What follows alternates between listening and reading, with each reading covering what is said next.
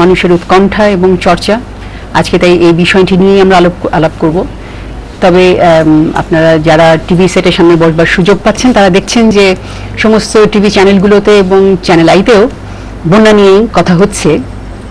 সেজন্য আজকে আমরা আমাদের আলোচনাটি বন্যার ত্রাণ কার্যক্রমের উপর সীমাবদ্ধ রাখব। ত্রাণ কার্যক্রমের সমন্বয় কিভাবে হতে পারে, কিভাবে হচ্ছে, সরকার কিভাবে করছেন, এনজিওরা কিভাবে করছেন, দাতা গোষ্ঠী কিভাবে এই জায়গায় এগিয়ে এসেছেন, এসব বিষয়গুলো নিয়েই আমরা কথা বলবার চেষ্টা করব।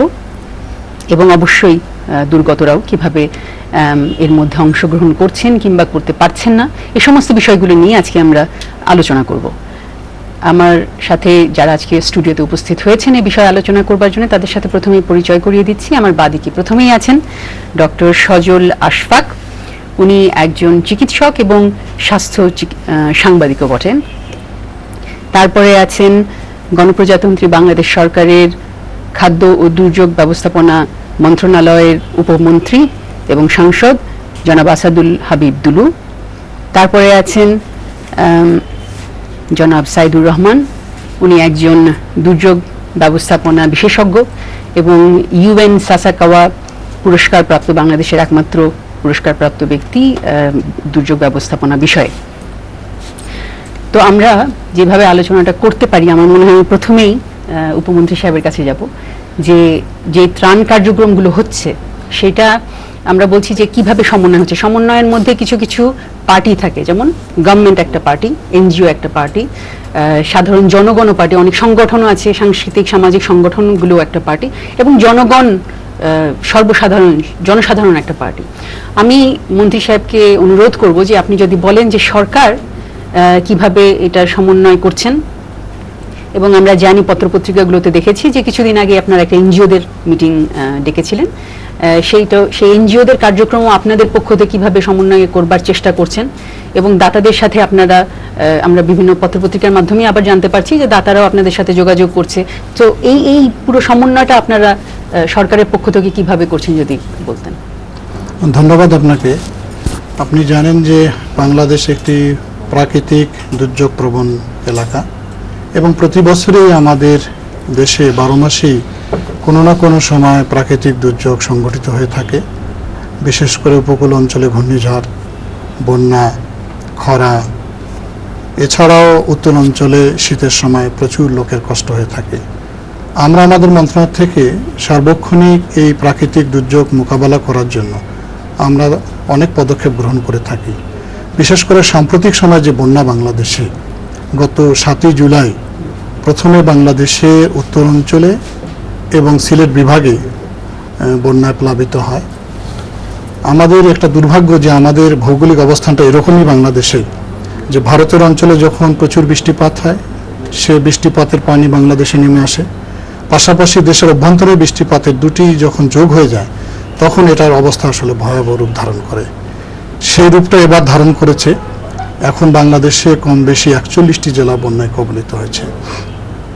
তা আমাদের কাছে যখন এই সংবাদ প্রথমে আসে যে ভারতে প্রচুর বৃষ্টিপাত হচ্ছে এবং বাংলাদেশেও বৃষ্টিপাত হওয়ার সম্ভাবনা আছে, তখনই আমরা প্রাথমিক প্রস্তুতি গ্রহণ করে প্রত্যেক জেলা প্রশাসককে নির্দেশ দিই যে এই পরিস্থিতি মোকাবেলা করার জন্য।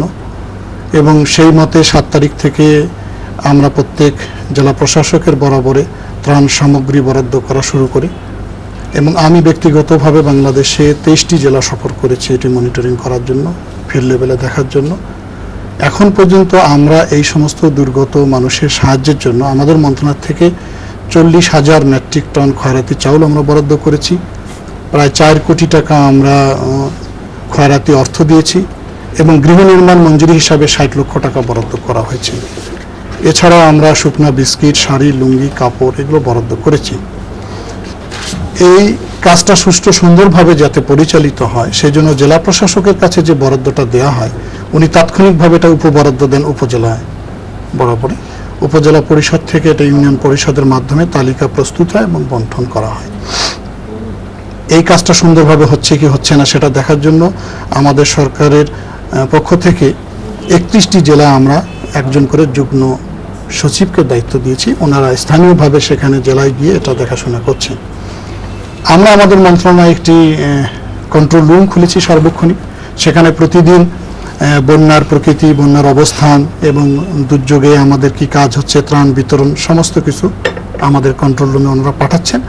এবং প্রতিদিন দুপুর 12টার সময় আমরা আমাদের মন্ত্রণালয়ে বসে এটি আলোচনা করি এবং আলোচনার প্রেক্ষিতে নতুন নতুন আমরা কর্মসূচি দিচ্ছি। এছাড়া মাননীয় প্রধানমন্ত্রীর দপ্তরে আরেকটি বিশেষ সেল খোলা হয়েছে, সেখান থেকে এটি মনিটরিং করা হচ্ছে। তো সামগ্রিক অর্থে আমি মনে করি যে এইবারের বন্যায় আমরা তাৎক্ষণিকভাবে সরকারের পক্ষ থেকে আমরা পদক্ষেপ গ্রহণ করি এবং বিভিন্ন অঞ্চলে, বিশেষ করে আমি বলবো সিলেট অঞ্চলে, যেখানে হাওরের কারণে প্রচুর ঢেউ হওয়ার কারণে সেখানে অনেক লোককে আমরা উদ্ধার করা আমাদের জন্য খুবই সমস্যা দেখা দিচ্ছিল এবং তাদের মাঝে শুকনো খাবার দেওয়ার একটা ব্যবস্থা ছিল। এই দিকটা বিবেচনা করে মাননীয় প্রধানমন্ত্রী সেই অঞ্চলগুলোতে সেনাবাহিনীকে তলব করেন, ওনারা সেখানে কাজ করছেন। এবং এলাকাগুলো বোধহয় একেবারে এপ্রিল মাস থেকেই আসলে এফেক্টেড হয়েছিল, সিলেট, সুনামগঞ্জ, এই হাওর এলাকাগুলো। সেটা আরেকটা ঘটনা ছিল যে ওই সুনামগঞ্জ এবং সিলেটের হাওর অঞ্চলে আরেকটা আমাদের ওই পাহাড়ি ঢলের কারণে যে বড় ফসলটা এটা কৃষকরা উঠাতে পারেন। এইটা দিক বিবেচনা করে আমরা সেই অঞ্চলে বিশেষ ভিজিএফ কর্মসূচি চালু রাখি।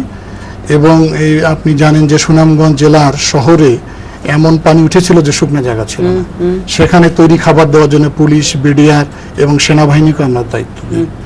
এই কাজগুলো সার্বক্ষণিক আমরা আমাদের মন্ত্রণালয় থেকে সমন্বয় করছি। পাশাপাশি বাংলাদেশে কর্মরত যত এনজিও আছে তাদের সঙ্গে আমরা একটা বৈঠক করি এবং তাদেরকেও আমরা আহ্বান জানাই এই দুর্গত মানুষের পাশে আসার জন্য। এবং আমরা আমাদের আন্তঃমন্ত্রণালয় একটি সভা করি। পরবর্তীতে মাননীয় প্রধানমন্ত্রী উনি জাতীয় কাউন্সিল, যেটি সর্বোচ্চ ফোরাম, সে সভাটা উনি করেন। মাননীয় প্রধানমন্ত্রী ব্যক্তিগতভাবে এখন পর্যন্ত 6টি জেলা সফর করেছেন বন্যা দুর্গত মানুষের কাছে। এবং আমার মনে হয় যে ধীরে ধীরে পরিস্থিতির কিছুটা উন্নতি হচ্ছে এবং উত্তর অঞ্চলে। ঢাকা এবং ঢাকার আশেপাশে জেলাগুলো আরও কয়েকদিন খারাপের দিকে থাকবে। এটা বিবেচনা রেখেই বিশেষ করে আশ্রয় কেন্দ্রে যারা আশ্রয় নিয়েছে তাদের সাহায্যের পরিমাণটা আমরা বাড়িয়ে দিচ্ছি। তো আমার মনে হয় যে এখন যে সমস্যাটা আমরা মোকাবেলা করছি সেটি হলো যে বিভিন্ন আশ্রয় কেন্দ্রে প্রতিনিয়ত এই দুর্গত লোকের সংখ্যা বাড়ছে। আমরা সেটা বিবেচনা রেখে গত 3-4 দিন আগে সিটি কর্পোরেশনের মেয়র সাহেবের উপস্থিতিতে একটা সভা করি। সেটা হলো যে একটা আশ্রয় কেন্দ্রে গিয়ে দেখা যাচ্ছে যে সরকারের পক্ষ ওখানে ত্রাণ সামগ্রী দেওয়া হচ্ছে, আবার পাশাপাশি দেখা যাচ্ছে যে এই অন্য এনজিওরা বা ধনাঢ্য ব্যক্তিরা দিচ্ছে। এটাকে একটা সমন্বয় করার জন্য আমরা ওনাদেরকে বলেছি যাতে একই ত্রাণ সামগ্রী একই পরিবারে না পায়। স্যার, আমি একটা কল এসেছে, নিয়ে নি। হ্যালো, আসসালামু আলাইকুম। ওয়ালাইকুম আসসালাম। আচ্ছা, আমি মন্ত্রী মহোদয়ের কাছে জানতে চাচ্ছি যে আবার ত্রাণ সামগ্রী বিতরণের এবার একটু দেখলাম যে ওই ডিসি এবং ইউনোদেরকে খুব একটু বেশিভাবে প্রাধান্য দেওয়া হচ্ছে। সেখানে স্থানীয় যে সংসদ সদস্য আছেন তাদেরকে বোধহয় ঠিক ততটা সক্রিয় মনে হচ্ছে না। এটা হলো আমার 1 নম্বর প্রশ্ন। আর 2 নম্বর প্রশ্ন হলো যে বন্যা পরবর্তী সময় এই পুনর্বাসনের জন্য কৃষকদের ইয়াদের জন্য সরকার কি কি ব্যবস্থা নিচ্ছে, আচ্ছা সেটা কি দয়া করে মন্ত্রী মহোদয় বলবেন? ধন্যবাদ। আপনার প্রশ্নের জন্য ধন্যবাদ। এই প্রশ্নটিতে আমরা একটু পরে ফিরে আসছি, আমরা এই বিষয়টা একটু পরে আলাপ করবো। তার আগে আমরা যে কথাগুলো জেনারেল যে কথাগুলো বলছিলাম যে কে কিভাবে কাজ করছে ওই জিনিসটা একটু বোঝবার চেষ্টা করব। এই প্রশ্নে আমি লিখে রাখছি, আমি মন্ত্রী সাহেবের কাছে আবার ফিরে আসবো। আমার মনে হয় সাইদুর ভাইয়ের কাছে আমি একটু জানতে চাইবো যে আপনি কি মনে করছেন। স্যার একটু বললেন যে এনজিওদের সাথে একটা মিটিং ওনারা করেছেন এবং এনজিওদের সাথে ওনারা সমন্বয় করবার জন্য চিন্তা ভাবনা করছেন। এই জায়গাটায় এনজিওরা কি করতে পারেন সমন্বয়ের প্রশ্নে, শুধু যে সরকারের সাথে তাই নয়, নিজেদের মধ্যে কিভাবে সমন্বয় করতে পারেন, জনসাধারণের সাথে কিভাবে সমন্বয় করতে পারেন এই ব্যাপারটি, এবং জনগণ এই সমন্বয় পুরো ত্রাণ কার্যক্রমে কিভাবে অংশগ্রহণ করতে পারেন এবং সমন্বয় সাধনে সাহায্য করতে পারেন, সে ব্যাপারটি যদি সাইদুর ভাই বলতেন। আপনার প্রশ্নের দুটো অংশ, একটা হচ্ছে এনজিওদের সমন্বয় আর জনগণের সমন্বয়। আমি মনে করি যে বন্যার যে ভয়াবহতা, এবারের বন্যা, ঠিক এই অনুপাতে এনজিও এবং সাধারণ মানুষের রেসপন্স ভেরি পজিটিভ। এবার কথা বলছি। হ্যাঁ, আপনি ভারতে যেমন 2000 সালের সুপার সাইক্লোন উড়িষ্যাতে, সেখানে প্রত্যন্ত অঞ্চলে রিলিফ যেতে অনেক অঞ্চলে 12 দিন সময় লেগেছে, কিন্তু বাংলাদেশে লাগে না। বাংলাদেশ যদিও অর্থনৈতিকভাবে দুর্বল, অনেক দিক দিয়ে বাংলাদেশ সম্বন্ধে মানে ডেভেলপিং কান্ট্রি, বাট ডিজাস্টার ম্যানেজমেন্টে Bangladesh is one of the pioneer in the whole world. আচ্ছা, এখন এনজিওদের মাননীয় মন্ত্রী মহোদয় যে এনজিওদের সমন্বয়ের সবার কথা বললেন, আমি ওইটার সাথে জড়িত ছিলাম। সরকার খুব পরিষ্কারভাবে বলেছেন যে সীমিত সম্পদ, সেটা ডোনার কাছ থেকে আসুক, এনজিও কারোর কাছ থেকে নিক বা সরকার নিজের হোক, সব তো জনগণের সম্পদ। যদি কোঅর্ডিনেশন ঠিক মতো না হয় তাহলে proper use of the resources হবে না। এইটার জন্য একটু আগে প্রশ্নে আপনাকে মানে টেলিফোনে যে প্রশ্নটা এসেছিল, উনি প্রশ্ন করলেন, যদিও মাননীয় মন্ত্রী মহোদয় হয়তো উত্তর দেবেন, যে ইউনো এবং ডিসি কে ইম্পর্টেন্স দেওয়া হচ্ছে কিনা। ইট ইজ এ মাস্ট, মানে অ্যাডমিনিস্ট্রেশন কে ফোকাস করতেই হবে। কোঅর্ডিনেশনটা not only at district disaster management committee or উপজেলা ডিজাস্টার ম্যানেজমেন্ট কমিটি, প্রত্যেকটা উপজেলা জেলাতে একটা ডিজাস্টার ম্যানেজমেন্ট কমিটি, ইউনিয়ন পর্যায়ে ডিজাস্টার ম্যানেজমেন্ট কমিটি আছে। এদের সাথে সে এনজিও হোক, একটা ব্যবসায়িক প্রতিষ্ঠান হোক, যে কোনো একটা ভলান্টিয়ার অর্গানাইজেশন, তাকে কোঅর্ডিনেট করতেই হবে। যদি কোঅর্ডিনেট না করে, it will be West of resources. এখন আপনি কোঅর্ডিনেশন বলতে কি মিন করেন? আমরা একটু আগে এই চ্যানেল আইতে দেখলাম যে বলছে যে যেখানে রেড ক্রিসেন্ট যাচ্ছে সেখানে অক্সফাম যাচ্ছে না। That is not the only way of coordination. There is one aspect. Coordination হচ্ছে, আপনি কি ফোনটা নেবেন নাকি? কলটা নিনি। হ্যালো, হ্যাঁ বলেন প্লিজ। আমি কুড়িগ্রাম থেকে বলছি। হ্যাঁ বলেন। কুড়িগ্রাম থেকে আমি শফিকুল ইসলাম দেবু, আমি একজন শিক্ষক, জি, সহকারী অধ্যাপক। জি, আমি কুড়িগ্রামে আমাদের 15টি নদ নদী রয়েছে, পানি অলরেডি বন্যা পানি এখন নেই। সরকারি হিসাব মতে 8.5 লাখ লোক, 8.5 লাখ লোক হচ্ছে হতদরিদ্র। এই হতদরিদ্র লোকদেরকে বাঁচানোর জন্য সরকারের কোনো কি পরিকল্পনা রয়েছে? যেহেতু আপনি জানেন কুড়িগ্রামটি মঙ্গল কবলিত এলাকা এবং হতদরিদ্র এলাকা, হতদরিদ্র মানুষের জন্য আমাদের সরকার এবং আমি মাননীয় মুখ্যমন্ত্রীকে প্রশ্ন করতে চাই, আমাদের জন্য উনি কি করবেন এবং এই মানুষগুলো বাঁচানোর জন্য কোন পরিকল্পনা আছে? অনেক ধন্যবাদ। আপনি যে আসলে রিহ্যাবিলিটেশনের কথা বলছেন, আপনি বলছেন যে বন্যা পরবর্তী পুনর্বাসনে সরকারের ভূমিকা কি হবে। এখানে শুধু সরকার না, আমাদের সবাইকে মিলিতভাবে কাজ করতে হবে। অবশ্যই সরকার will be leading the whole thing. এই প্রসঙ্গে আমরা একটু পরেই আসবো। আমি সব পয়েন্টসগুলো রেখে নিচ্ছি, আমরা একটার পর একটা পয়েন্টে আসবো। সাইদ ভাই বলছিলেন সমন্বয়ের কথা। হ্যাঁ, আমি ভালোই হয়েছে, প্রশ্নগুলো সব মন্ত্রী মহোদয়ের দিকে বেশি আসবে। আমি সমন্বয়ের কথা বলছিলাম। সমন্বয় বিভিন্ন পর্যায়ে হতে হবে এবং বিভিন্ন প্রোগ্রামে, যেমন শুধু জিওগ্রাফিক এরিয়া সমন্বয় করলে হবে না, আপনি কি প্যাকেজ রেসপন্স দিচ্ছেন, দ্যাট ইজ মোস্ট ইম্পর্টেন্ট। আমার অভিজ্ঞতা থেকে আমি বলছি যে অক্সফ্যাম 30 কেজি একটা ফ্যামিলিকে 30 কেজি চাউল দিচ্ছে, অন্য এনজিও 5 কেজি চাউল দিচ্ছে। তা আপনি শুধু যদি বলেন যে চিলমারিতে অক্সফাম কাজ করবে, রৌমারিতে আরেকটা এনজিও কাজ করবে, দ্যাট ইজ নট এনাফ। আপনাকে প্যাকেজ, একটা স্ট্যান্ডার্ড প্যাকেজ করে দিতে হবে। আপনি বলছেন এনজিওদের মধ্যে, তাদের মধ্যে যে কোঅর্ডিনেশনের কথাটা আপনি বলছেন, নট অনলি এনজিও, এটা সরকারের দায়িত্ব। সরকারের দায়িত্ব একটা ইমার্জেন্ট, আপনি জানেন তো, রেসপন্স ইমার্জেন্সি ফেজে হবে, mid term relief and rehabilitation, long term rehabilitation. এই প্রত্যেকটা ফেজের কি প্যাকেজ হওয়া উচিত সেটা গভর্নমেন্ট ঠিক করে দেওয়া উচিত, এবং যে এটা পার্টিসিপেট করবে that organization must comply with that. কারণ এই গভর্নমেন্টের এদেশের মানুষকে প্রোটেক্ট করার মূল দায়িত্ব সরকারের, প্রধান দায়িত্ব। হ্যাঁ, এবং এনজিও হোক বা যাই হোক, তারা হচ্ছে গভর্নমেন্টের সাথে সাপ্লিমেন্টারি রোল প্লে করবে। এক্স্যাক্টলি। সো এটা হচ্ছে আমার কোঅর্ডিনেশন। আর পিপলের কথা আপনি যেটা বললেন, আপনি নিজেই দেখেছেন যে রাস্তাঘাটে আপনি দেখবেন অজানা লোক, গরিব মানুষ, তারাও যারা বস্তির লোক রাস্তার পাশে ঘর তুলেছে তাকে কিছু দিচ্ছে। আমি গতকালকেই মসজিদে যাওয়ার সময় দেখলাম এক ভদ্র মহিলা চাল ডাল, একটা গৃহবধূ একটা দোকান থেকে 5 কেজি চাউল, 1 কেজি ডাল, আরো কিছু পেঁয়াজ, লবণ, এগুলো প্যাকেট করে আমি জিজ্ঞেস করলাম, বললো যে আমি গরিব মানুষকে দেবো।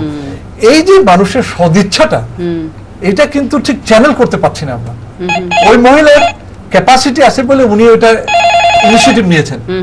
অনেক মহিলার ক্যাপাসিটি নাই যে এগুলো কিনে নিয়ে আবার দেওয়া। অনেকে বলছে আমরা কিভাবে করব, অনেকে কিন্তু এটা প্রশ্ন। সেটা ভাই আমি প্রশ্নটা নিই। হ্যালো, ওয়ালাইকুম আসসালাম। আমি রাজনীতি বলছি। আমি মন্ত্রী মহোদয়ের কাছে জানতে চাই যে সরকার তো পদক্ষেপ দিচ্ছে ভালোই, কিন্তু যে বন্যা পরবর্তী পর্যায়ে যে আমাদের অঞ্চলে ডায়রিয়া অন্যান্য যে রোগগুলো হবে এই রোগগুলো সরকারের পক্ষ থেকে কি ধরনের আশু পদক্ষেপ দেওয়া হয়েছে? Thank you very much. Thank you very much. And your question leads to my question to the next speaker. আমি এটা শেষ করিনি, আমি পিপলের কোড। আচ্ছা, শেষ করুন। যে এই ওই ভদ্র মহিলার মতো অনেক মানুষ আছে যারা হয়তো জাকাতের টাকা কিছু দিতে চায়, বা এটা কাকে দেবে, কি করবে? কারণ প্রধানমন্ত্রী ত্রাণ তহবিলে যারা দিচ্ছেন তারা বড় বড় বিজনেস হাউস, বা সেই জন্য আমি মনে করি যে this is the right time যে লোকাল কমিউনিটি অর্গানাইজেশন, এবং তার জন্য আমার প্রস্তাব হচ্ছে মসজিদ ভিত্তিক হতে পারে।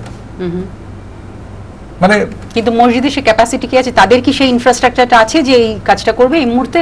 ইনফ্রাস্ট্রাকচার যারা প্রত্যেক এলাকায় আপনি দেখবেন যে স্টুডেন্ট আছে, ইউথ গ্রুপ আছে, তারা কিন্তু ওই মসজিদ ভিত্তিক সাপোর্ট করতে পারে। এখন পর্যন্ত মানুষের ইমাম সাহেবের প্রতি কিন্তু কনফিডেন্স আছে, ইমাম সাহেব আর যাই হোক টাকাটা হয়তো চুরি করবেন না, এরকম একটা ইয়ে মসজিদ বা স্কুল ভিত্তিক হতে পারে। স্কুলগুলো বন্ধ, কিন্তু মানে স্কুলের হেডমাস্টার সাহেব যদি ইনিশিয়েটিভ নেন, ওই এলাকার গৃহবধূ বা পরিবার যে যা দেবেন স্কুল বা মসজিদ। আপনি বলছেন কমিউনিটি বেসড অর্গানাইজেশন করতে হবে, সেটা বলছেন। হ্যালো, আসসালামু আলাইকুম। ওয়ালাইকুম আসসালাম। আমার নাম আমিনা শেখ। জি, আমি গুলশান থেকে বলছি। জি প্লিজ। মন্ত্রী মহোদয়ের কাছে আপনার থ্রুতে আমার একটি কোশ্চেন। জি, সরকার একদিকে বলছে যে ত্রাণের জন্য বিদেশি সাহায্যের দরকার নেই, পুনর্বাসনের দরকার হতে পারে, but on the other hand mayor, ঢাকার মেয়র সহ অন্যান্য সরকার দলীয় লোকেরা ওনারা স্বীকার করছেন যে ত্রাণ অপ্রতুল, যেখানে যেটুকুন দরকার যা দেওয়া হচ্ছে তা যথেষ্ট নয়। এই ইনকনসিস্টেন্সিটা কেন, এটা আমি জানতে চাই ওনার মাধ্যমে। আচ্ছা, ধন্যবাদ। অনেকগুলো প্রশ্ন চলে এসেছে উপমন্ত্রী মহোদয়ের কাছে, আমি 4টা লিখে ফেলেছি, কোয়াইট সাবস্ট্যান্টিভ ইস্যুস। তার যাবার আগে তার একটুখানি আমি স্বাস্থ্য বিষয়ে একটা প্রশ্ন এসেছে, আমার মনে হয় এই প্রশ্নটা আমাদের দরকারও, যেহেতু সমন্বয়ের কথা বলছি। এই কথাটা শেষ করে আমি মন্ত্রী সাহেবের কাছে যাব। এরকম একটি জাতীয় দুর্যোগের ক্ষেত্রে মন্ত্রী মহোদয় একটু আগে বললেন যে পূর্ব প্রস্তুতি যেরকম প্রয়োজন, আমাদের সেই প্রস্তুতিটা শুধু ত্রাণ বা রিহ্যাবিলিটেশন এটা নিয়েই নয়, পাশাপাশি স্বাস্থ্যের যে বিষয়টা এটা কিন্তু মাথায় রাখতে হবে। এবং যেমন আমরা এখন সরকার এবং বিভিন্ন অর্গানাইজেশন মেডিকেল টিম পাঠাচ্ছে বিভিন্ন জায়গায়, সেটা এখন পাঠাচ্ছে। আমার মনে হয় তার আগে থেকে যদি যেসব এলাকা মানে বন্যা প্রবণ এলাকা যেগুলো আছে সেই এলাকায় যদি বিভিন্ন মেডিকেল টিম যেয়ে সেখানে যদি কাজ করে, যেমন অ্যাওয়ারনেস এর উপরে যে এই বন্যা যে রোগগুলি হচ্ছে এগুলি অনেকগুলি কিন্তু সবাই যে এফেক্টেড হবে তা কিন্তু না। যেমন আপনার বাচ্চাটা পানিতে খেলছে, তো অনেক ফ্যামিলি কিন্তু চাইলে এটা প্রিভেন্ট করতে পারে, তাহলে কিন্তু তার স্কিন ডিজিজটা হবে না, ডায়রিয়াটা হবে না। তাহলে যে ফুডটা সে খাচ্ছে সেটা সে কিভাবে খাচ্ছে, সেটা মানে বিশুদ্ধ কিনা, বা ওয়াটার পানির যে ব্যাপারটা এটা কিন্তু মানে ত্রাণের ভিতরে ওইভাবে আসছে না। তাতে দেখা যাচ্ছে কি যে সবাই খাওয়া নিয়ে যাচ্ছে, পানিটা কিন্তু অনেকে নিচ্ছে না, পানিটা কিন্তু পানিটা কিন্তু আপনার পানিটা দেখেন, পানির ব্যাপারে এনকারেজ করা হচ্ছে যে এই বিশুদ্ধকরণ বড়ি বলেন বা কিন্তু এর বাইরেও কিন্তু কথা হচ্ছে যে ভাইরাল ডিজিজ যেটা হয় এই সময় হেপাটাইটিস, যেটা আমরা জন্ডিস বলে জানি, এটা কিন্তু সাধারণ পিউরিফাইং ট্যাবলেটে হবে না, এটা কিন্তু ফুটিয়ে দিতে হবে পানিটা, সেই পানিটাই শুধু ভাইরাসটা থাকবে না ফুটিয়ে দিলে। রাইট। সো এখানে পানি যে ক্যান ভরে পানি দেওয়াটাও যে একটা বিরাট ইম্পর্টেন্ট ব্যাপার, এটা কিন্তু আগে থেকে যদি প্রস্তুতি থাকে তাহলে কিন্তু হেলথের একটা অনেক রোগ কিন্তু কন্টিনজেন্সি প্ল্যানিং এর ব্যাপার আছে, যেটা হয়তো আমাদের হয়তো হ্যালো, আচ্ছা লাইনটা কেটে গেছে। আপনি ডব্লিউপিটির কথা বলছেন, আমার মনে হয় ডব্লিউপিটির ব্যাপারে বেশ একটা নিয়ে কথা আছে, আলোচনা আছে, যে ডব্লিউপিটি শুধু দিয়ে দিলেই হবে না, এরকম অনেক ঘটনা আছে যে people swallow they don't know how to use it. I think this is very important. প্রত্যেকটা ক্যাম্পে যদি টিম মেডিকেল টিম ওষুধ দেওয়ার দরকার নেই, প্রথমেই তাদেরকে যদি প্রথমে এটা ব্যাপারে সচেতন করে যে তারা কিভাবে এই অবস্থায় তাদের লাইফস্টাইল কিভাবে কেমন হবে, কি হবে এবং সীমাবদ্ধতার মধ্যে কিভাবে করতে পারে, এটা যদি তাদের ব্যাপারটাও বোধহয় যদি বলা যায়, মানে পরিচ্ছন্নতার বিষয়গুলো যদি আসে, পরে আসে চিকিৎসার বিষয়টা। সেক্ষেত্রে আগে কাউকে যদি আমরা যদি গ্রুপ অফ পিপলকে সচেতন করতে পারি, আমার মনে হয় চিকিৎসা করতে কিন্তু অনেক সহজ হবে, চিকিৎসা করতে ইজিয়ার হবে। আমি কলটা নিই। হ্যালো, আসসালামু আলাইকুম। ওয়ালাইকুম আসসালাম। আমার নাম হারুন। জি, আমি মন্ত্রী মহোদয়ের কাছে একটা প্রশ্ন রাখতে চাই। জি, সেটা হলো যে শহীদ প্রেসিডেন্ট জিয়াউর রহমান উনি নিজে একটা খাল কাটা কর্মসূচি নিয়েছিলেন। তো এই কর্মসূচিটা দেখা যাচ্ছে আপাতত বন্ধ। এবং আমরা যেটা বিশেষভাবে লক্ষ্য করতেছি 1050টা নদী, শাখা নদী আমাদের ছিল, এখন তার 600 থেকে 700 এগুলো একদম ভরাট হয়ে যাচ্ছে। এই 200-250 খাল থেকে এই দেশের বন্যার পানি কিভাবে সরে যাবে? এবং এটা তো আমার মনে হয় বাংলাদেশটা একদিন একটা বিশাল জলাশয় হয়ে যাবে। এই ব্যাপারে মন্ত্রী মহোদয়ের কাছে আমার প্রশ্ন, ওই শহীদ প্রেসিডেন্ট জিয়াউর রহমানের খালকাটা কর্মসূচিটাকে এটা পুনরায় চালু করা হবে? এবং যে খালগুলো ভরাট করে ফেলছে সেগুলো ডিসির মাধ্যমে কি আবার এইগুলো পরীক্ষা নিরীক্ষা করে আবার নতুন করে খনন করার কোনো কর্মসূচি নেবেন কি? ধন্যবাদ। মন্ত্রী মহোদয়ের কাছে জানতে চাই। ধন্যবাদ। আমার খুব সুন্দর একটা প্রশ্ন করেছেন। Actually you have touch the point about drainage system. তবে আপনি একটা স্পেসিফিক প্রোগ্রামের কথা বলেছেন, এটা নিশ্চয়ই মন্ত্রী মহোদয় বলতে পারবেন। তবে এটা ড্রেনেজের ব্যাপারে এবং ওয়াটার ম্যানেজমেন্টের একটা বিশাল একটা ব্যাপার আছে। তবে আমি এখন মন্ত্রী মহোদয়ের কাছে, আমার মনে হয় অনেকগুলো প্রশ্ন আছে, আপনি এটা দিয়ে যদি শুরু করতে চান আমি একটা করে আপনাকে পরে বলছি দ্য পয়েন্টস। বেশ কয়েকটি গুরুত্বপূর্ণ প্রশ্ন ইতিমধ্যে দর্শকরা করে ফেলেছেন। তো শেষের প্রশ্নটার উত্তর এভাবে দিতে চাই যে হ্যাঁ, একসময় শহীদ রাষ্ট্রপতি জিয়াউর রহমান যে খালকাটা বিপ্লব শুরু করেছিলেন, এটি মাঝখানে অনেকদিন দীর্ঘদিন বন্ধ হয়ে আছে।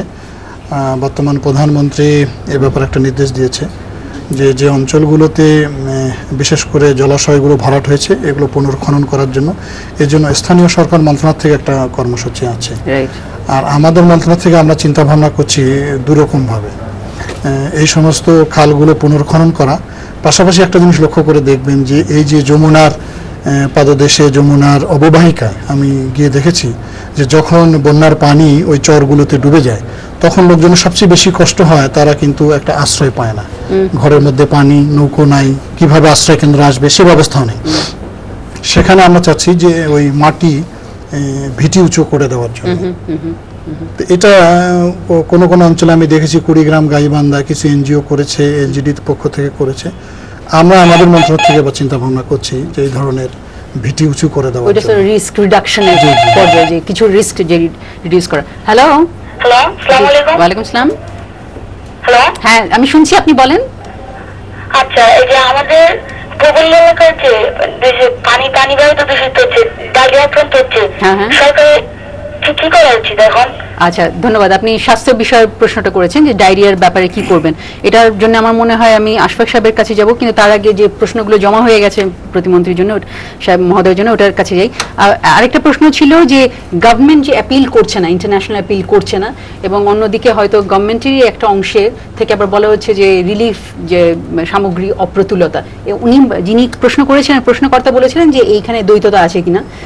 আপনি, আমার মনে হয় যে ইন্টারন্যাশনাল অ্যাপিল কেন এই মুহূর্তে করছেন না, কেন শুধু রিহ্যাবের জন্য করছেন, এটা আপনার গভর্নমেন্টের স্টান্সটা আপনি বলতে পারেন। না, আমরা যেটা বলছি এবং বিশেষ করে আমাদের প্রধানমন্ত্রীও অনেকবারই এটা বলেছেন, সেটা হলো যে দেশের এই মুহূর্তে যে ত্রাণ প্রয়োজন সেটা আমাদের কাছে যে মজুত আছে, আমাদের যে কার্যক্রম আছে সেটা দিয়ে আমরা এই পরিস্থিতি মোকাবেলা করতে পারবো।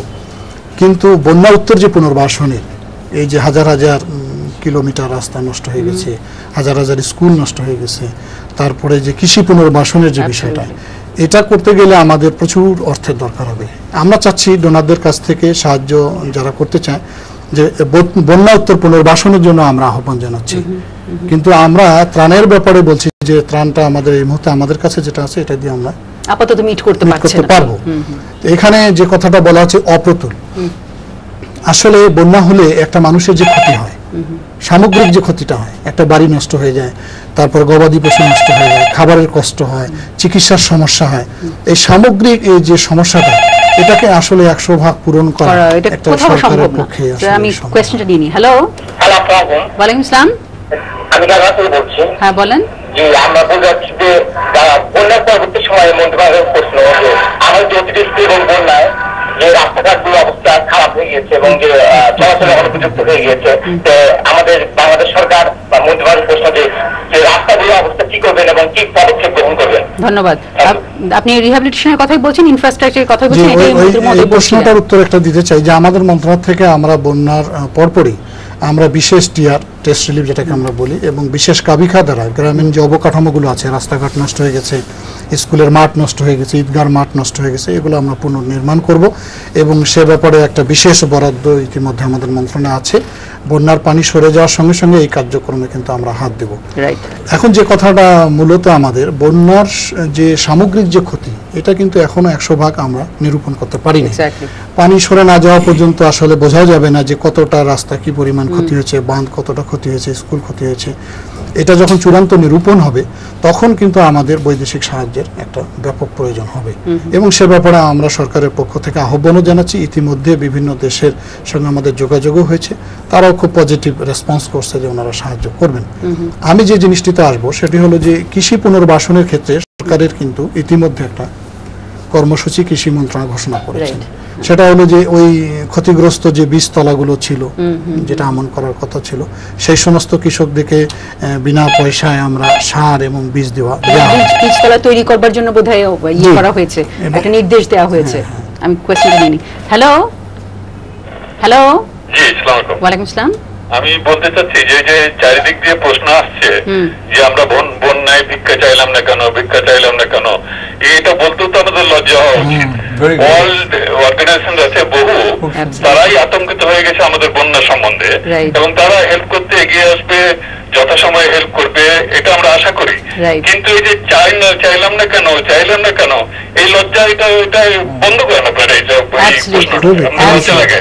অনেক ধন্যবাদ, আপনি একেবারে খুব সুন্দর একটা পয়েন্ট বলেছেন। এটাই খুবই আসলে এখন যে কথাটা বলছিলাম যে সরকার কিন্তু ইতিমধ্যে আরেকটা ভালো ঘোষণা দিয়েছেন, আগামী 1 বছর পর্যন্ত কৃষকের ওই কৃষি ঋণ আদায় কিন্তু স্থগিত করা আছে এবং সার্টিফিকেট মামলাগুলো প্রত্যাহার করার জন্য সিদ্ধান্ত দেওয়া আছে।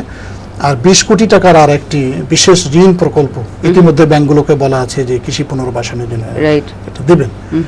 এছাড়াও আমি মনে করি যে আমাদের মন্ত্রণালয় থেকে আমরা নতুন ফসল না আসা পর্যন্ত এই দুস্থ এবং বন্যা দুর্গতর মাঝে বিশেষ ভিজিএফ কর্মসূচিটা কিন্তু আমরা চালু রাখবো এবং সেক্ষেত্রে আমরা বিভিন্ন এনজিও যারা বাংলাদেশের ভিতর কাজ করছে, ভিজিএফ এর ব্যাপারে স্যার একটা যেটা ক্রিটিসিজম সেটা হচ্ছে খুব অল্প পরিমাণে দেওয়া হয়। ভিজিএফ এর স্যার ইয়েটা কত, অ্যালোকেশনটা কত পার ফ্যামিলি পার মান্থ? এটা আমরা দেই 10 কেজি করে পার মান্থ পার ফ্যামিলি। ওইটাকে স্যার বাড়ানোর কোনো কায়দা আছে কি? হ্যাঁ, এটার ব্যাপারে যে সাইদুর রহমান সাহেব একটা ভালো প্রশ্ন তুলেছেন যে প্যাকেজ অক্সফাম দেখা যাচ্ছে যে 30 কেজি দিচ্ছে, আরডিএস দিচ্ছে 15 কেজি, আমরা দিচ্ছি 10 কেজি, এতে মানুষের বিশ্বাসযোগ্যতাটা নষ্ট হয়ে যাচ্ছে। গতকালকে আমরা মন্ত্রণালয়ে বসে এটা আলোচনা করেছি, এটাকে একটা সমন্বয় করার দরকার এবং পরিমাণটা সরকারের পক্ষে এবং এনজিও যারাই যেখানে দেই না কেন একই রকম পরিমাণ হওয়া উচিত। তা আমরা মনে করি যে এটা একটা সিদ্ধান্ত আমরা আসতে পারবো এবং আপনার কথাটাও খুবই যুক্তিসঙ্গত যে আসলে 10 কেজি দিয়ে একটা দুস্থ পরিবার যারা কর্মহীন 1 মাস আসলে চলে না।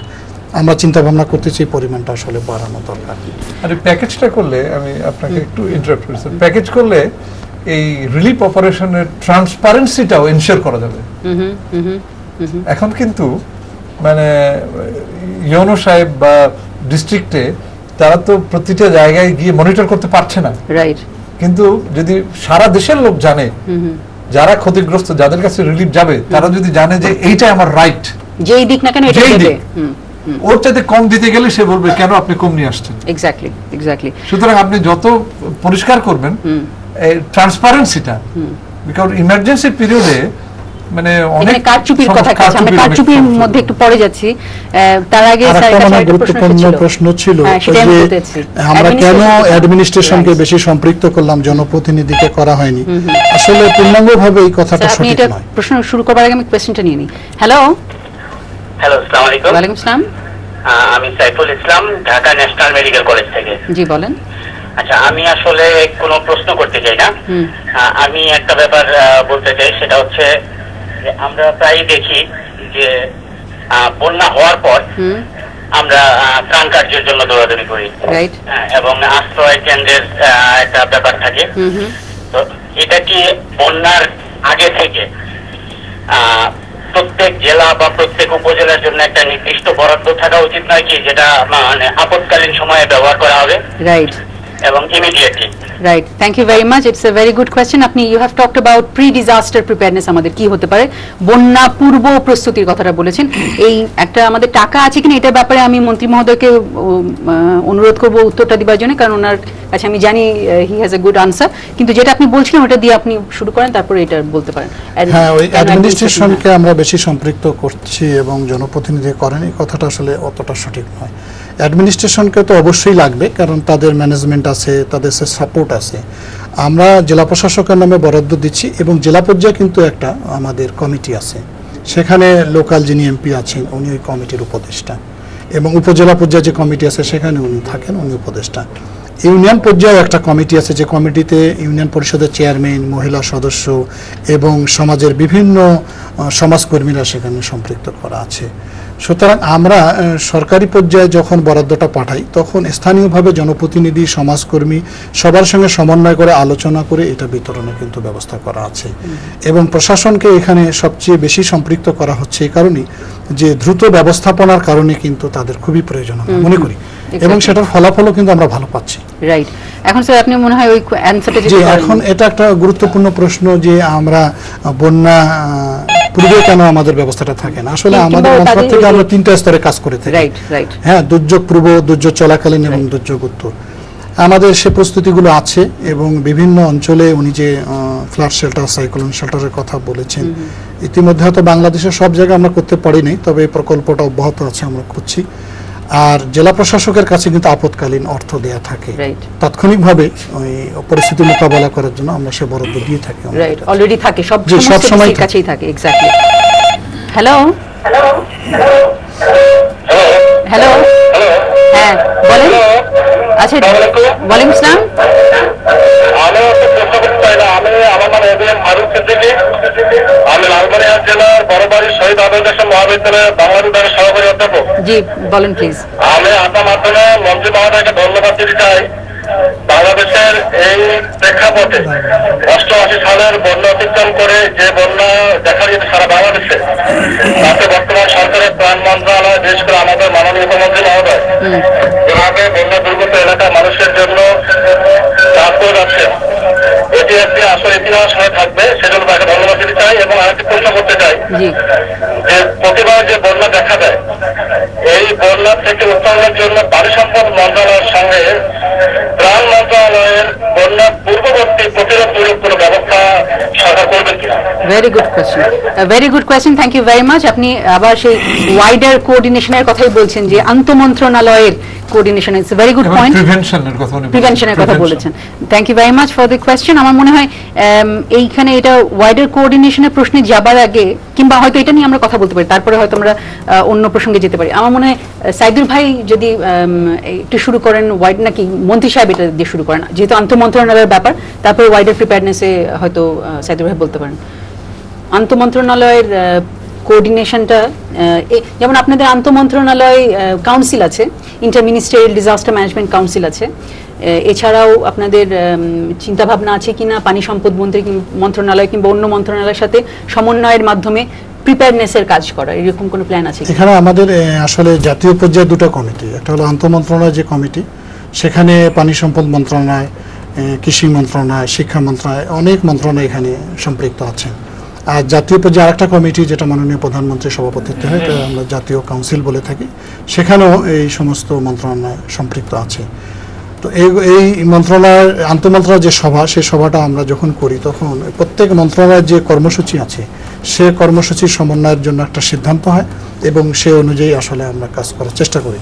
তবে ওই যে প্রশ্নের শেষ অংশে বলা হয়েছে যে পানি সম্পদ মন্ত্রণালয়ের সঙ্গে আমাদের ত্রাণ মন্ত্রণালয়ের কোনো সমন্বয়ের আমাদের পরিকল্পনা আছে কিনা, আসলে এটি খুবই একটা জরুরি প্রশ্ন। কিন্তু যে বাংলাদেশে প্রতি বছর বন্যার কারণে যে ক্ষয়ক্ষতি হয়, আমরা ক্ষয়ক্ষতি চলাকালীন অবস্থায়, দুর্যোগ অবস্থা আমরা কাজ করতেছি, পরবর্তীতে কাজ করছি, এটি প্রতি বছরই আমাদের যে দুর্যোগটা আসে তখন হয়তো আলোচনাটা খুব জোরালোভাবে হয়, কিন্তু এটাই বাস্তব আর কি। আমরা আসলে সবাই ভুলে যাই, পরবর্তীতে আসলে সেইভাবে কাজ করতে চাই না। তবে জাতির আমাদের সকলেরই শিক্ষণীয় হয়েছে। 88 বন্যা হলো, 98-তে হলো, আবার এই 2004-এ হচ্ছে। আমার মনে হয় যে এখন সর্বস্তরে সরকার এবং সরকারের পাশাপাশি যে সমস্ত দাতা সংস্থা আছে, এনজিওরা আছে, একটা আরও আমি মনে করি যে নিবিড় একটা সমন্বয় আমাদের হওয়া দরকার আছে।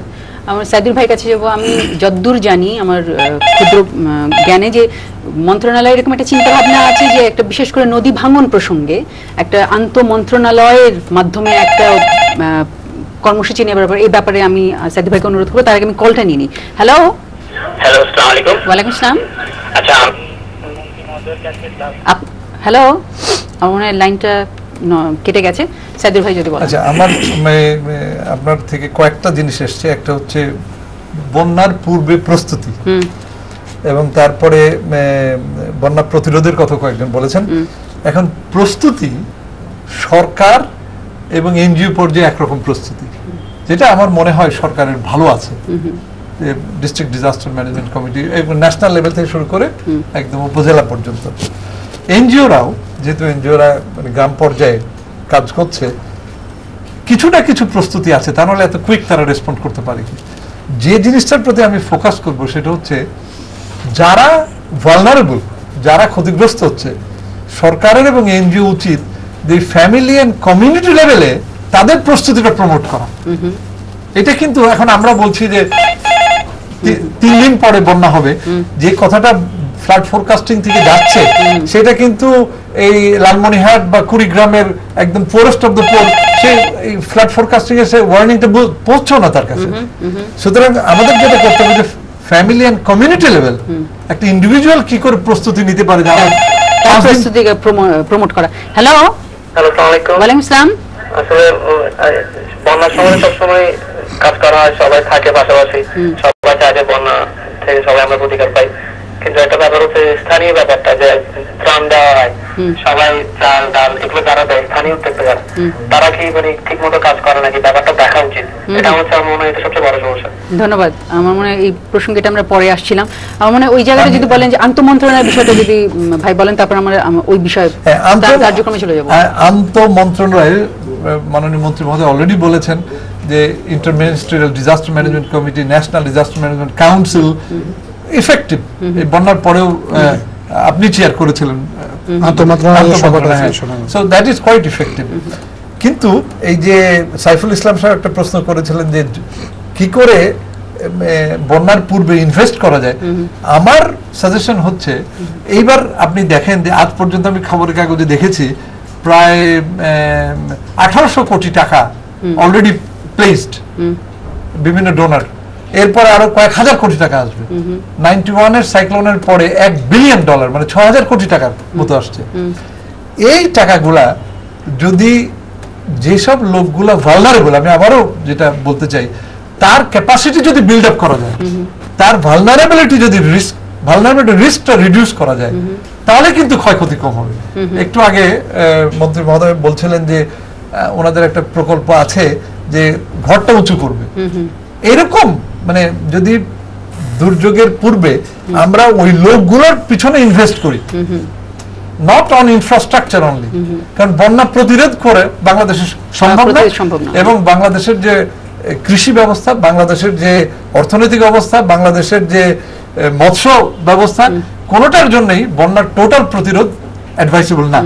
আমরা বন্যার মধ্যে বেঁচে থাকতে হবে। বেঁচে থাকার জন্য হলে পরে ওই যে যেসব গরিব মানুষ আজকে মানে একদম ডিস্টেন্ট এলাকায় আছে, তার ক্যাপাসিটি বিল্ড আপ করতে হবে, যাতে করে সে বন্যার খবরটা আগে পায়। বন্যার খবর পেলে সে তার গরু ছাগলগুলো কোথায় নিয়ে যাবে সেটার একটা ব্যবস্থা থাকে। সে তার প্রেগনেন্ট ওয়াইফকে বা মাকে, মানে বৃদ্ধ মাকে কোথায় নিয়ে যাবে, এই প্ল্যানিং প্লাস যদি তার পিছনে আমরা ইনভেস্ট করে তার টোটাল রিস্কটা কমাতে পারি, ক্ষতির পরিমাণ কমে যায়। Right, this is my point. Saidur Rahman সাহেবের ওই কথা সূত্র ধরে একটা কথা বলি যে কুড়িগ্রাম থেকে সম্ভবত একটা প্রশ্ন করা হয়েছিল যে কুড়িগ্রাম তো মঙ্গলা পীড়িত এলাকা এবং তাদের জন্য আমাদের কোনো কর্মসূচি আছে কিনা। আপনারা জানেন যে ওই বন্যা পূর্ব যে প্রস্তুতিমূলক যে অবস্থা, রিস্ক রিডাকশন একটা কর্মসূচি আমাদের আছে, আমরা যেটাকে বলছি দুর্যোগ জনিত হ্রাস কর্মসূচি, ঝুঁকি হ্রাস কর্মসূচি। এই কর্মসূচির আওতায় কিন্তু ওই অঞ্চলগুলোতে আমরা যারা দরিদ্রের সঙ্গে প্রতিনিয়ত যুদ্ধ সংগ্রাম করছে, তাদের আর্থিক সচ্ছলতা বৃদ্ধি করার জন্য আমাদের কিন্তু একটা কর্মসূচি আছে এবং সেই কর্মসূচির আওতায় কিন্তু কুড়িগ্রাম জেলাও আছে এবং সরকার ইতিমধ্যে এই কর্মসূচি বাস্তবায়ন করার জন্য 100 কোটি টাকা বরাদ্দ করা হয়ে গেছে। That's a very good news. Hello hello, জি, আমি লালঘাট থেকে জামান রবিন বলছি। জি, আমাদের মন্ত্রী মহোদয় বলেছেন যে আগামী ঋণ সংক্রান্ত বিষয়ে 1 বছরে সমস্ত ঋণ কার্যক্রম বন্যা কবলিত এলাকায় বন্ধ রেখেছেন। এখন এনজিও গুলোতে যে মাইক্রো ক্রেডিট যে প্রোগ্রাম রয়েছে, ক্ষুদ্র ঋণে বন্যা কবলিত এলাকায় যারা দুর্ভোগে রয়েছেন তারা কি পর্যায়ে সেখানে স্থগিত করবে কিনা বা কি কার্যক্রম গ্রহণ করেছে কিনা আমি মাননীয় মন্ত্রী মহোদয়ের কাছে জানতে চাই। ধন্যবাদ। আপনি একটা সুন্দর প্রশ্ন করেছেন, তবে এটা মন্ত্রী মহোদয় আপনি উত্তর দিতে পারেন। আমার মনে হয় হ্যাঁ, এটা সরকারের পক্ষ থেকে যে ঋণ কার্যক্রম আছে সেটা 1 বছরের জন্য স্থগিত ঘোষণা করা হয়েছে। আমার মনে হয় কৃষি ঋণ, আর আমাদের বিভিন্ন এনজিওরা যে ক্ষুদ্র ঋণ দিচ্ছে বিভিন্ন অঞ্চলে, আমার মনে হয় সরকারের এই সিদ্ধান্তটাকে ওনারা অনুসরণ করতে পারেন আগামী 1 বছরে। এবং আপনি মনে হয়, আমি যতদূর জানি যে এনজিও মিটিং এ আপনারা এই প্রসঙ্গটি তুলেছিলেন, তবে এটা অবশ্যই এনজিওদেরকেও একত্রিত হয়ে এটা ডিসিশনটা নিতে হবে। আমরা এখন একটু ত্রাণ কার্যক্রমে চলে যাই। কিছুক্ষণ আগে এক প্রশ্নকর্তা জিজ্ঞেস করেছিলেন যে ত্রাণটা ঠিক মতো পৌঁছচ্ছে কিনা। এই যে ত্রাণ ব্যবস্থাপনা এবং এইখানে যে কারচুপির অভিযোগ প্রায়শই হয়, এই বিষয়টিকে নিয়ে সরকার কি ভাবছে এটা আমি একটু বলবো, তারপরে আমি স্বাস্থ্যের দিক থেকে আসবো, তারপরে সাইদুর ভাইয়ের কাছে আমি কোয়েশ্চেনটা নিয়ে নিই। হ্যালো, আসসালামু আলাইকুম। ওয়ালাইকুম আসসালাম। আমি একটু আগে প্রশ্ন করেছিলাম, বাট মানে এই লাইনটা কেটে গিয়েছিল। আচ্ছা বলেন। আচ্ছা, বন্যার সময় একটা প্রবল সমস্যা হয়ে গিয়া খাওয়ার পানি।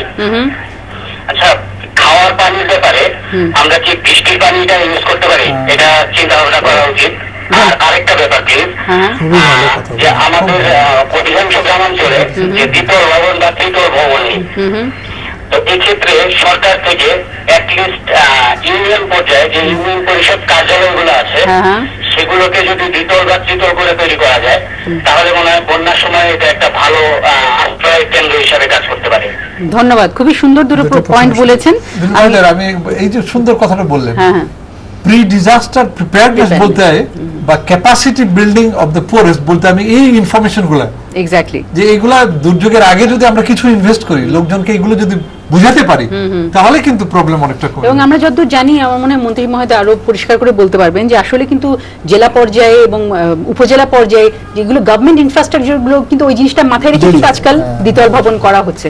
আমি তারপরেও আমি আশফাক ভাইয়ের কাছে একটু আসবো, যে এখানে বলছেন যে রেইন ওয়াটার ইউজ করা, so this is about response. এটাকে যদি মানে বৃষ্টির পানিটাকে যদি আরেকটু আমরা প্ল্যান্ড ওয়েতে কালেক্ট করি, আমার মনে হয় যেটা আরো বেশি পিউরিফাইড হবে। ধরুন একটা হাউসে যদি কালেক্ট করি, উপরে যদি একটা ফিল্টার দেওয়া থাকে, তাহলে বাইরে ধুলাবালিটাও আসলো না, পানিটা তো পিউরিফাইডই। তো আমার মনে হয় যে খুবই ভালো এটা আরেকটু যদি ক্লিয়ার করে বলেন। বৃষ্টির পানিটা কালেক্ট করলাম, সেটা আমি কোথায় কালেক্ট করছি সেটা একটা ব্যাপার। সেটা আপনি বলছেন যে টিনের চালে, যদি টিনের চালের কথা বলছেন, সেটা আমি যদি কালেক্ট করার সময় নিচে একটা যে কোনো ফিল্টার ইউজ করি, একটা কাপড় ইউজ করতে পারি। রাইট, হ্যাঁ, একটা হাউসের উপরে বা একটা কোনো কিছু ইয়ে করে সেটার উপরে যদি আমি একটা কাপড় বিছিয়ে দিই, যে কোনো কাপড় পাতলা, তো পানিটা যখন পড়বে বাইরে ধুলাবালিটা কিন্তু যাচ্ছে না। রাইট, তারপর আমি যে পানিটা কালেক্ট করলাম সেটা কিন্তু অনেক পিউরিফাইড হচ্ছে। রাইট, আচ্ছা, বৃষ্টির পানি তো অবশ্যই পিউরিফাইড। হ্যাঁ, এবং সেটা কিন্তু আমার মনে হয় যে এই ট্যাবলেটের চেয়ে অনেক বেশি পিউরিফাইড হচ্ছে। বা ওয়াটারপিটির কথা বলছেন। হ্যাঁ, হ্যালো, আসসালামু আলাইকুম। ওয়ালাইকুম আসসালাম। আমি রাজীব ঢাকা ইউনিভার্সিটি থেকে বলছি। জি, হ্যালো। হ্যাঁ, আমরা শুনছি, আপনি বলেন। 27 সালের পর আমরা জানি ফ্লাড অ্যাকশন প্ল্যান নামে একটা প্ল্যান তৈরি হয়, যেটা বলা ছিল অন্যান্য প্রস্তাবনার পাশাপাশি ঢাকায় পূর্বাঞ্চলীয় বাদ দেওয়ার কথাও। তো এরপর 98 সালে 98 সালে ভয়াবহ দুটো বন্যা গেল, এখন একটা ভয়াবহ বন্যা চলছে। তো এই পূর্বাঞ্চলীয় বাদের কথা শুধুমাত্র সভা সেমিনার এবং কাগজে কলমে সীমাবদ্ধ দেখলাম। তো এই ব্যাপারে এটা বাস্তবায়নের কোনো সফল উদ্যোগ কি নেওয়া হবে, একটু খোলাসা করে জানতে চাচ্ছি। আচ্ছা, ধন্যবাদ। আমরা মনে হয় এটার প্রশ্নটা আমরা সময় পেলে আমরা এই অ্যান্সারে যাব, কিন্তু আমরা কথা বলছিলাম ত্রাণ কার্যক্রমে কি করে কারচুপি বন্ধ করা যায়, সেই প্রসঙ্গটি আমরা আগে আলোচনা করে নিই। মন্ত্রী মহোদয় যদি বলেন আপনাদের এই বিষয়ে কোনো বিষয় হলো যে আমার যে অভিজ্ঞতা, আমি গত মঙ্গার সময় যে অঞ্চলগুলোতে আমি ঘুরেছিলাম, সেখানে আমরা দেখেছি যে আমরা 10 কেজি করে দেওয়ার একটা আমাদের সিদ্ধান্ত থাকে, কিন্তু অনেক ক্ষেত্রে গিয়ে দেখছি যে ওজনে কিছুটা ঘাটতি হচ্ছে। চেয়ারম্যান সাহেব বলে যে এটা আমাদের খাদ্য গুদাম থেকে কম দেওয়া হচ্ছে, আবার খাদ্য গুদাম বলে না চেয়ারম্যান সাহেবরা কম দিচ্ছে। এই জিনিসটাকে আমরা আসলে করার জন্য এবছর আমাদের মন্ত্রণালয় থেকে একটা সিদ্ধান্ত হয়েছে যে আমরা এখন একদম ওজনের একটা প্যাকেট করে আমরা দিতে চাই, যেখানে লেখা থাকবে যে ওজন 10 কেজি বা 20 কেজি বিক্রয়যোগ্য নয়। এটা একটা দিক। আর একটা দিক আছে যে যে সমস্ত অভাবী অঞ্চলে আমরা এটা দিয়ে থাকি, একটা প্রবণতা আমি লক্ষ্য করছি, অনেক সময় অনেকে একবার নিয়ে বলে যে আমি পাইনি, এ কথাও কিন্তু অনেকে বলে। সেটাকে রোধ করার জন্য আমরা তাদেরকে একটা পার্মানেন্ট কার্ড দিয়ে দিতে চাচ্ছি। যখন ডিস্ট্রিবিউশনটা হবে তখন একটা পাঞ্চ করে দিব, একটা ছিদ্র করে দিব, যাতে সে একবার পেয়ে গেল। কোনো সাংবাদিক ভাই যদি জিজ্ঞাসা করে যে আপনি পেয়েছেন কিনা, কার্ডের কথা বলবে, এটার মুখে বলার কোনো প্রয়োজন হবে না। Right. Hello, this question is for Deluva Heiser. Yes. My name is Leanne Ramon. Yes. And I came from America. Right. And I saw lots of floods. Yes. And I'm wondering if there's anything a kid can do to help the flood-affected people. Thank you very much. Thank you very much, Lian. I think this is the question that Saidur Bhai was asking. যে অনেকেই আছে যারা মনে করছে যে আমরা কিছু করতে চাই কিন্তু কিভাবে করব আমরা বুঝতে পারছি না।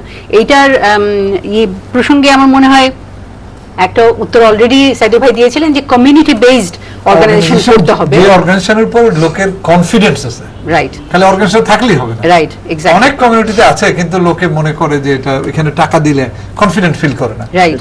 সেজন্য আমি মানে অফেন বলেছি যে যেসব ইনস্টিটিউশন আছে, রাইট, মানে রিলিজিয়াস ইনস্টিটিউশন অথবা একাডেমিক ইনস্টিটিউশন, ওগুলোর উপর এখনো লোকের কনফিডেন্স আছে। এখানে একটু করে আমি বলতে চাই, আমার মনে হয় যেমন ঢাকা বিশ্ববিদ্যালয়ে কিন্তু অলরেডি একটা করেছে, তারা একটা এমনকি অ্যাকাউন্টও ওপেন করেছে যেখানে স্টুডেন্টসরা এবং টিচার্সরা দে আর কন্ট্রিবিউটিং অ্যান্ড ওনারা রিলিফ অপারেশন করছেন। সেই সব জায়গায় মনে হয় লিয়ানের মতো যারা আছেন, যারা আগ্রহী, তারা কিন্তু এখানে কন্ট্রিবিউট করতে পারেন। তো আমার মনে হয় সাইদুর ভাইয়ের কাছে যাব যে কারচুপির বিষয়টিতে। কারচুপি কন্ট্রোল করার সবচেয়ে বেস্ট ওয়ে হচ্ছে সিস্টেমটাকে ইমপ্রুভ করা। যদি আমি আগেই বলেছি যে প্যাকেজটা ঠিক করে দেওয়া, এরিয়া ঠিক করে দেওয়া, আর সবচেয়ে বড় জিনিস আমি কাগজে দেখলাম যে ডিএফআইডি ব্রিটিশ হাই কমিশন 110 কোটি টাকা দিচ্ছে। গতকালকার কাগজে ছিল ইউএসএআইডি 210 মিলিয়ন, মানে 1260 কোটি টাকা। কাকে দিচ্ছে টাকাটা? এই টাকাটা ডিএফআইডি দিচ্ছে হয়তো অক্সফাম, মানে ইউএনডিপি দিচ্ছে অক্সফামকে, ইন্টার্ন অক্সফাম দিচ্ছে আরো 10টা এনজিও কে। এই এনজিও লেভেলে মনিটরিং কে করছে? এখানে কি ডিএফআইডি যাচ্ছে? না, সেটা যেতে পারবে না। এখানে কি ইউএনডিপি যাচ্ছে? এবং অক্সফামের কত ক্যাপাসিটি আছে এই মনিটর? সেজন্য আমি মনে করি মানে এটা পুলিশি জব না, এই একদম রুট লেভেলে, starting from national level, donor থেকে শুরু করে রুট লেভেল পর্যন্ত একটা কন্টিনিউয়াস মনিটরিং দরকার। ইটস নট এভালুয়েশন যে প্রজেক্ট শেষ হয়ে গেল তারপরে এভালুয়েট করলো, then the time is you have missed the boat.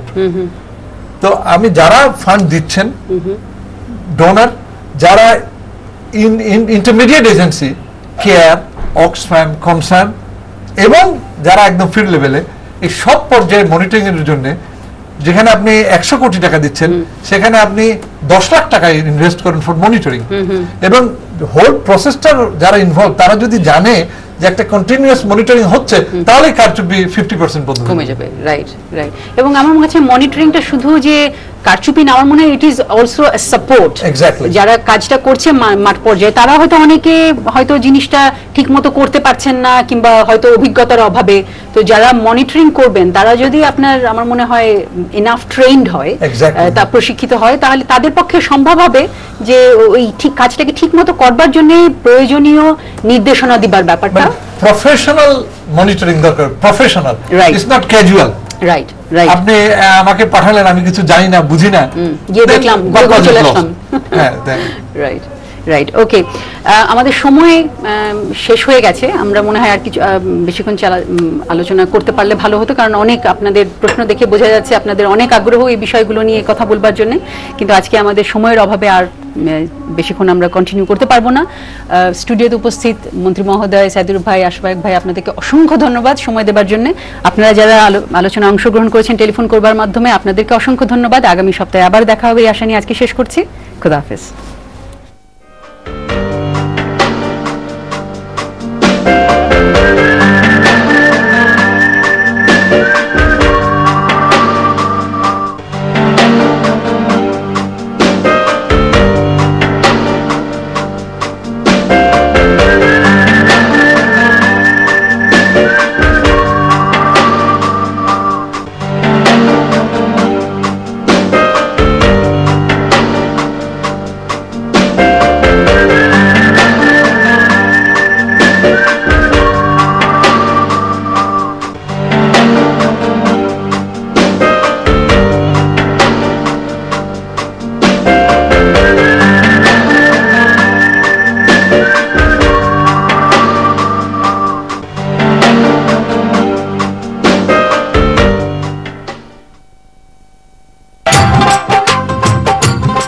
শাইখ সিরাজের পরিকল্পনা ও উপস্থাপনায় সমকালীন কৃষি, অর্থনীতি ও উন্নয়নের উপর তথ্যভিত্তিক প্রামাণ্য অনুষ্ঠান হৃদয়ে মাটি ও মানুষ। আজকের অনুষ্ঠানে রয়েছে বন্যা দুর্গত কৃষকদের আমন বীজতলা তৈরির ভাসমান পদ্ধতি নিয়ে একটি ছোট্ট প্রতিবেদন। এছাড়া থাকছে এবারের বন্যায় দেশে ক্ষতিগ্রস্ত 40,000 পোল্ট্রি খামারের একাংশের চিত্র নিয়ে প্রতিবেদন এবং দেশে কৃষি ও কৃষকের জন্য বন্যা এক অভিশাপ। বন্যার পর কৃষকের জন্য নানা পুনর্বাসন কর্মসূচি নেওয়া হয়।